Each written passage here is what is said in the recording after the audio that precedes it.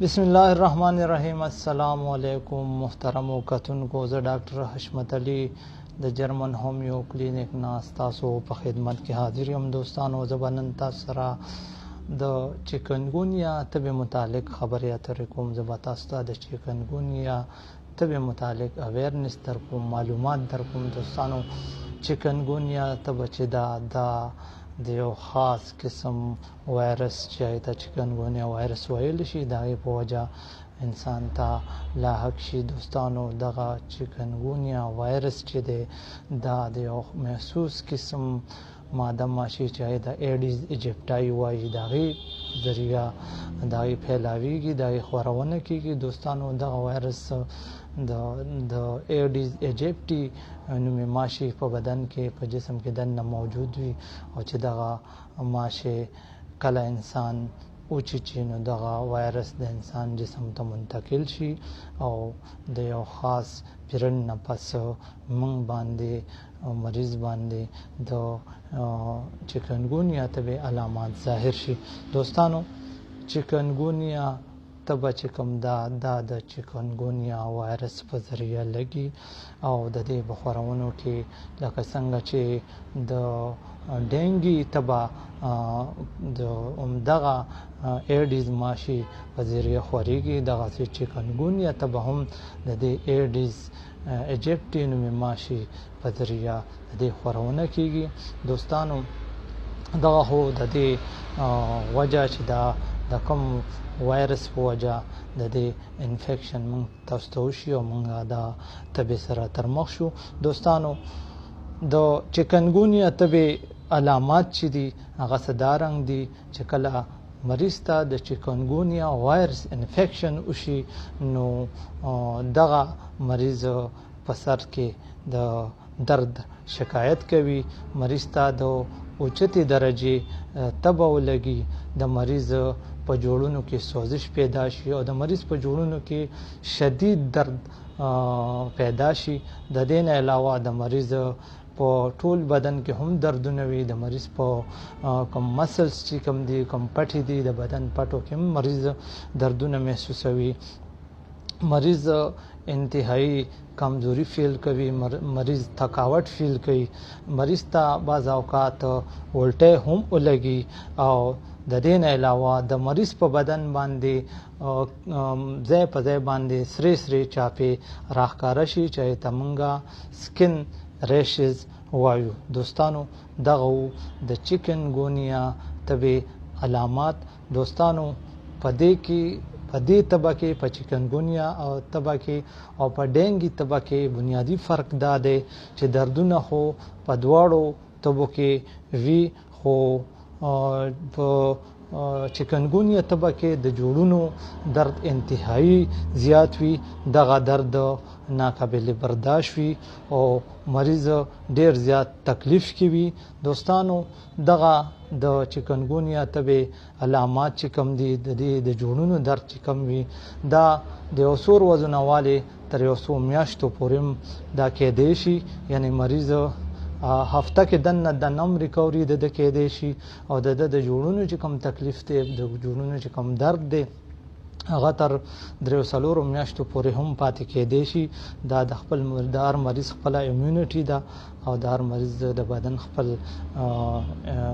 یو دفاعي نظام دی چې بعضې مریض ته تکلیف کم وي هغه زر ریکور شي او بعضې مریض تر میاشتو پورې په جوړونو کې د درد شکایت کوي. دوستانو، د دې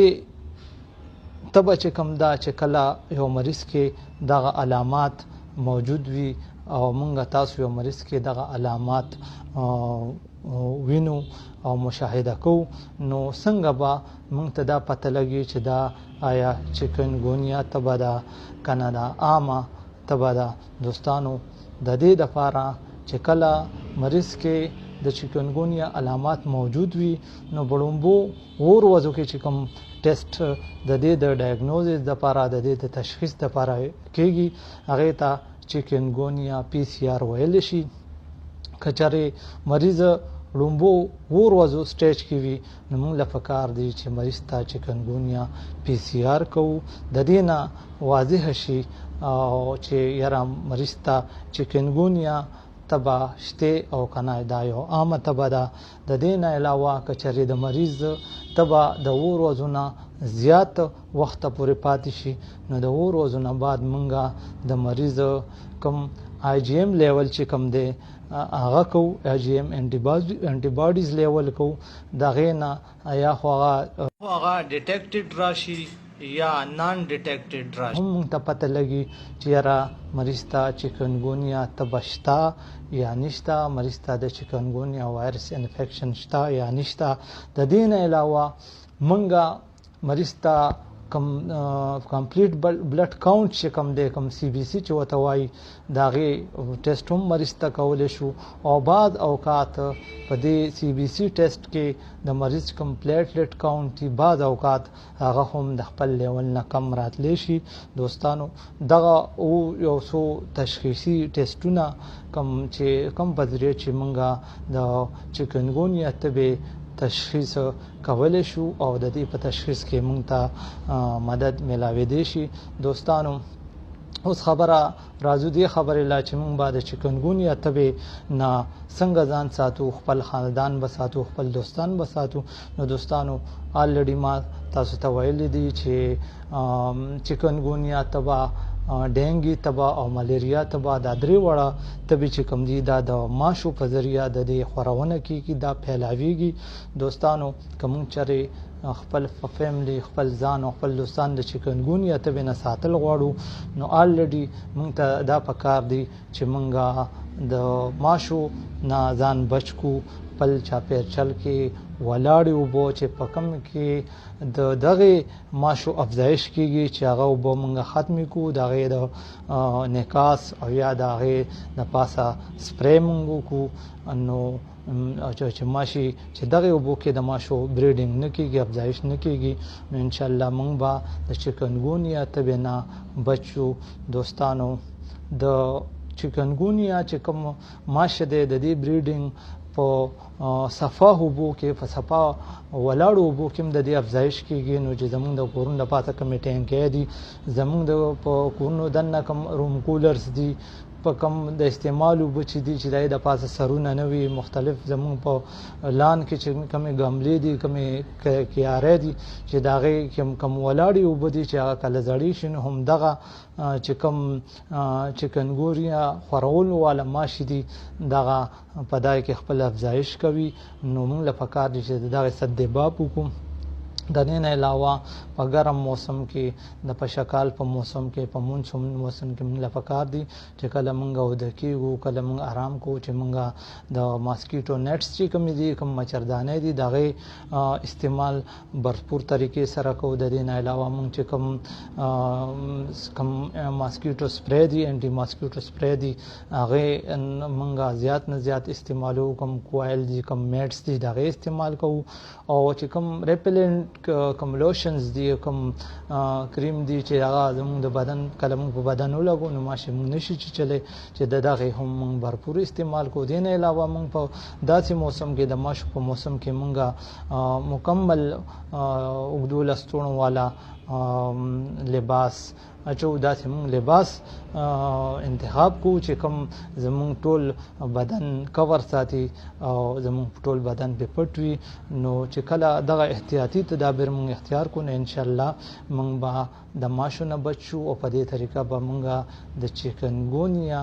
تبې نه هم بچ پاتې شو. دوستانو اوس راځو د هومیوپیتیک علاج طرف ته چې د چکنګونیا تبې په هومیوپیتیک کې کوم میډیسن دي، کوم ادویات دي چې هغه موږ د علاماتو مطابق استعمال کو نو انشاءالله موږ به د چکنګونیا تبې نه تر ډیره حده پورې خلاصې مومو. دوستانو د ذکر کوم د ټول ناول خو د یو ډیر اهم میډیسن چې هغه یوپیټوریم پرفولیټم وته ویل شي. دغه یوپیټوریم پرف په 200 طاقت کې کچري منګه روزانه ډیلی بیسس باندې 3 قطرې یا 15 قطرې ډایرکټ په ژبه باندې واچو یا لږو ته اوبو کې مکس کو او دا مونږه ډیلی بیسس باندې هر سحر دا مونږه استعمال کو نو ان شاء الله تر کومه پورې چې زمونږ په چاپیرچل کې د چکنګونیا طبي خطر موجوده ده او دغه میډیسن مونږ په دې طریقه استعمالو نو تر ډیره حد پورې به مونږ د چکنګونیا طبي نه بچ پاتې شو او ان شاء الله مونږ به د چکنګونیا طبي نه محفوظ شو. دوستانو کچري زمونږ مونږ ته چکنګونیا تبه ولګي دغه علامات مونږ کې ظاهر شي نو دغه یو پیټوریوم پرف چې کوم دی چې لکه مخکې ما ذکر وکړو دغه 30 طاقت چې کله مریض کې د دې علامات موجود وي یعنی مریض ته بدن کې دردونه وي مریض ته یخ محسوسيږي او مریض ته الټی راځي نو دغه یو پیټوریوم پر 30 طاقت کې مونږه 15 ساعت کې سار غرمه ماخام ډایرک په جبه باندې یا لګو بو کې ملاو کو او دا مونږ واخلو نو ان شاء الله مونږ به د چکنګونیا طبي باندې تر ډیره حد پورې قابو وموندو. دوستانو زمونږ نیکسټ میډیسن دی روسټاکس چې کوم دی دا یو هومیوپیتیک میډیسن دی کچري مریض په پټو کې د دردونو شکایت کوي او دې دردونو سره سره مریض ته ډیر زیات ریسټلیسنس یا بېچینی وي نو او دین علاوه د مریض چې کوم علامات دي کوم دردونو علامات دي دا لګون د حرکت سره کمیږي نو موږ له دغه روسټاکس چې کوم دی دا 30 طاقت کې 15 ساعت کې سار غرمه هم لګو بو کې ډایرک استعمالول پکار دي دینه پس چې کوم میډیسن دی هغه برایونیا ده برایونیا چې کله مریض ته تبه ولګي مریض په جوړونو کې سوزش پیدا شي په جوړونو کې سویلینګ پیدا شي او مریض ته د جوړونو د درد ډیر زیات تکلیف وي او دغه درد حرکت سره سیوا کیږي او چې کله مریض د ریسټ حالت کې وي د آرام حالت کې وي نو دته آرام ملاويږي نو دغه مریض لمغه برایونیا 30 طاقت کې 15 ساعت کې سحر غرمه ما خام درې ټیمه ورکول شو. دوستانو نیکسټ چې کوم زمونږ میډیسن دی هغه زمونږه اوسیمم کین دی اوسیمم کین مونږه چې کله مریض کې د چکنګونیا طبي علامات موجودي نو مونږ لا دغه اوسیمم کین 200 طاقت کې تر 15 ورځې پورې سحر او ماخام 15 ساعت کې استعمالول پکار دي تر دغه 15 ورځې پورې چې کله مونږ دغه اوسیمم کین 200 طاقت کې استعمال کو نو ان شاء الله چکنګونیا طبي علامات تر ډیره حد پورې کم شي او مونږه زموږ تکالیف تر ډیره حد پورې مونږه د دې په کمولو کې کامیاب شو. دوستانو زمونږه نیکسټ میډیسن چې دی هغه مرکسال دی مرکسال کې مو د بدن دردونه د جوړونو دردونه ډیر زیات وي خو دې کې مریض ته تند هم لګي او دغه تکلیف سپیشلی چې کوم دی دا د شپې کې ډیر زیات وي نو کچره موږ مریض کې د علامات مومو نو موږ لا مرکسال 200 طاقت کې 15 ساعت کې سار او 15 ماخام لګو بو کې یا ډایرکټ په جواب باندې استعمالول پکار دي. نیکسټ چې کوم زموږ میډیسن دی هغه د کچاري مونږه زموږ د جوړونو دردونه زیات وي او دغه دردونه زیات تر د شپې ټایم کې وي نایټ ټایم کې مونږ ته دردونه زیات وي نو کالمه اور هم مونږ سره یو داسې میډیسن دی چې هغه مونږه په هفته کې یو واره 15 ساعت کې استعمال کو نو ان شاء الله مونږ به تر ډیره حد پورې چې کوم چکنګون یا علامات دي هغه به کم شي. دوستانو بل چې کوم لاست کوم زموږ میډیسن دی هغه پولیپورس پینیکولا زموږ یو هومیوپیتیک میډیسن دی دغه پولیپورس پینیکولا چې دی د 200 طاقت کې کچري مریض کې د چکنګونیا طبي علامات موجود وي نو دغه منګه په 200 طاقت کې 15 ساعت کې سار او 5 ماښام دا مونږه استعمالولی شو. که چېرې دا دوايانې مونږه د علامات د مریض د علاماتو مطابق استعمال کو نو ان شاء الله دا ډېر افیکټیو میډیسن دي او د دې په ذریعه به مونږ خپل مریض چې کوم علامات دي هغه به تر ډېر حده پورې کم کړی شو او مریض به د دغه چې کوم تکالیف دي د دې نه خلاص شي. دوستانو چې کله مریض ته چکن ګونیا تبه ولګي نو د خوراک هم ډېر زیات خیال ساتل پکار دي، د نرم او زود هضم خوراک ورکول پکار دي او د دې نه علاوه کوم د باډي کوم فلویډز دي کوم د اوبو او نمکیاتو کوم توازن دی چې هغه برقرار وساتل شي. د مقصد لپاره موږ له مریض له په زیات مقدار کې اوبو او کوم مختلف قسمه فروټ جوسز دي دا ورکول پکار دي. مریض له مکمل آرام پکار دی او موږ له پکار دي چې دغه مریض موږ په مچردانه کې وساتو د چې دغه کوم چکنګونیا وایرس انفیکشن دی چې دا خور نشي. دوستانو دا یو څو خبرې د چکنګونیا تبې متعلق چې ما ستاسو په نوټس کې راوستي. دوستانو زمون کوشش دا دی چې تاسو ته د مختلفو بیمارو متعلق معلومات درکو. چې کله تاسو د یو بیماری متعلق معلومات لرئ، تاسو خبر یې چې دا چکنګونیا تبه څه شی دی، ملیریا تبه څه شی دی، ډینګي تبه څه شی دی، چې کله تاسو ته معلومات حاصل وي او تاسو پوه یې د هغې په علاماتو پوه یې او